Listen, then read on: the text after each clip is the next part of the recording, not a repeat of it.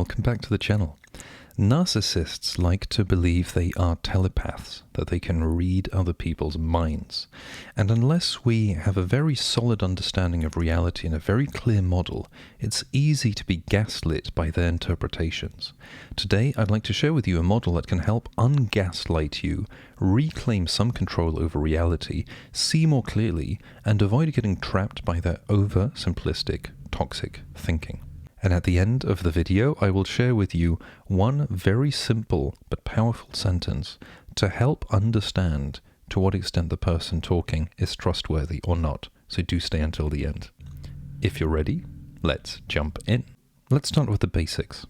How do we know what someone else is thinking? Well, if we do a drawing, simply we have two people. Let's say one person is thinking of a triangle, and the other person is trying to guess what is in their mind. And how do they know? Well, on the one hand, they have what the person says, and then they can see what the person does, which I'm not going to draw here. So if the person says that they are thinking of a square, then we generally assume that it means that they are thinking of a square, even though we don't know. Now, what sometimes happens is that the person explains that they are thinking of a triangle, but the other person is completely convinced that they can read the mind, and they say, no, you are thinking of a square, and actually it's a red square, and the fact that you tell me it's a triangle means that you are lying. I don't believe you. What gets more complex is when we have a third person who is here, let's say it's us, and we have to make up our mind. Is that going to be a triangle or a square? How do we even know? All we can see is that two people are saying two different things. And then generally it depends on who we trust the most. Narcissists can be very persuasive. They can tell us the other person isn't trustworthy, that they've been a liar, or that they themselves know, or they're a little bit smarter and we should trust them. We should delegate our judgment to them. I say this all the time. Delegating judgment to others, delegating responsibility to others is generally not the wisest idea if we want to avoid getting abused and taken advantage of. Now, when it comes to this, how can we assess if the person, here I'm doing the red circle around them, if their judgment makes sense, especially when it comes to the other person and the intention? We jump into a very simple tool to explain that. In this case, let's say we want to assess how the person, call them person A in red, what their judgment is, and if the judgment makes sense. We don't actually need to know what the person B is thinking or check with them. We might be able to do it, but we don't need to do it. And sometimes it's better to avoid doing it because then we end up just having two contradictory, confusing versions and we don't really know what to trust. So this tool can be really helpful. We discussed before how narcissists like to use oversimplified thinking. Things are either 1 or 0, and there's nothing in between. I generally recommend for most things using a nuanced tool that goes from 0 to 10, for instance, because most of the time things are somewhere in between. For narcissists, this means with the 0 and 1 that, for example, people are either bad or good, and that helps separate into two categories and forces us to think like them. Now in statistics, I'll run you through a very basic model here that they use in statistics. It's saying that if you've got the two extremes, let's say the bad and the good, it's a bit simple, but you'll understand the idea. Most of the time, you have a bell curve distribution. It's the same with IQ. For most things, with height, there's usually a bell curve distribution where the majority falling somewhere close to the middle. Around 66% is close to the middle. Let's say that's the blue bit here. And then there's another extra bit that's green. And if you go all the way like this, the green bit, that's about 95%. And if there's anyone doing statistics and I get it wrong, please forgive me. And then you have another outline. You can do like this. And then when you get all here, so red, green, and blue, the total is about 99%. and that covers most of the occurrences. In other words, the outliers here are a tiny minority. That's about 0.5% on each side. So this one would be 0.5%. The green bit here is significantly higher. That would be 95 minus 66 divided by 2.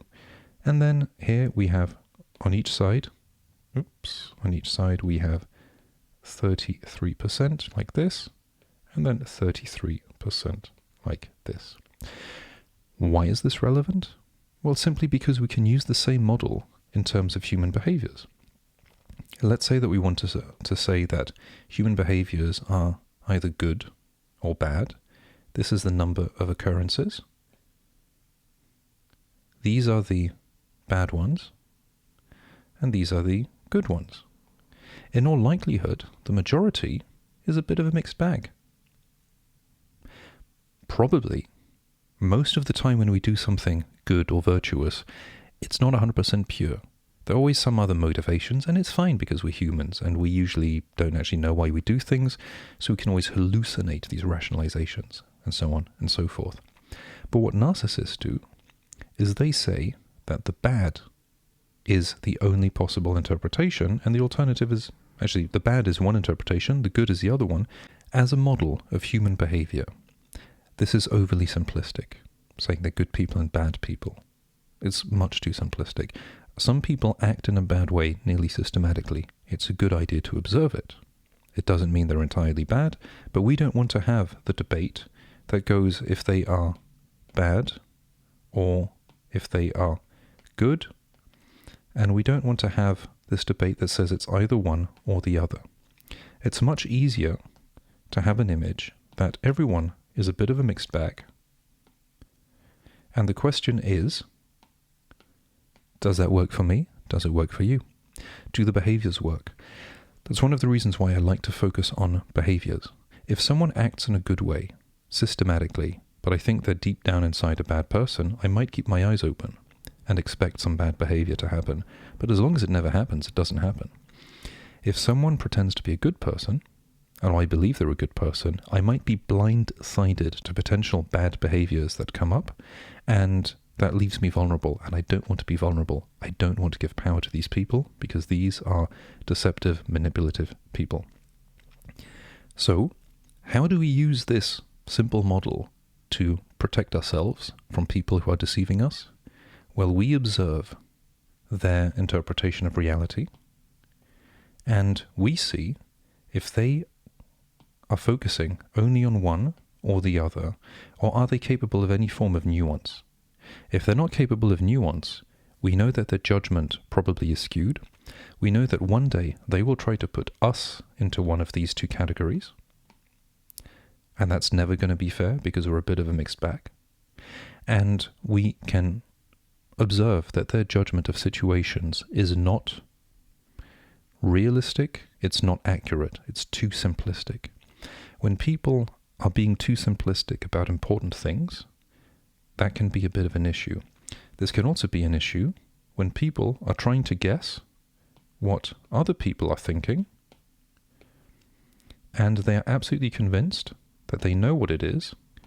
And if this is the case, if someone is convinced they can read your mind, they will not listen to any counter-arguments, anything that contradicts their hallucination, because this is just hallucinating. They're not telepaths. We know they're not telepaths. Put it this way, the likelihood they're telepaths is incredibly low. There's one question we can ask ourselves, and we don't have to ask them. Most of the time with these people, we just observe and we decide what we make of the situation, and if someone's being unreasonable, talking with an unreasonable person doesn't seem like a reasonable thing to do. So the question we can ask is simply, have they decided that the worst possible explanation is the only acceptable explanation? If this is the case, and they're trying to force people to go on the worst versus best, and they say this is the only acceptable one, that's a manipulation technique to try to eject other people and manipulate them. Because they try to say, if you don't agree with this, you're saying that. If you're saying that, you're a bad person, therefore you're a threat, you're an enemy, and you're a target. And either you comply with them, in other words, you go on their side and you try to think like them, and they'll probably try to test you and check you and so on, or they try to force you away.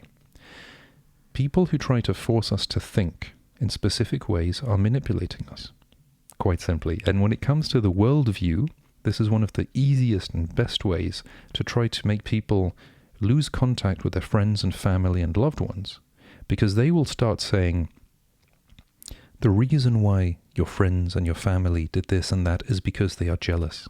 It's because they don't want you to succeed. It's because all of these things. But what we're seeing here is that this is basically a hallucination where they are trying to reinterpret facts.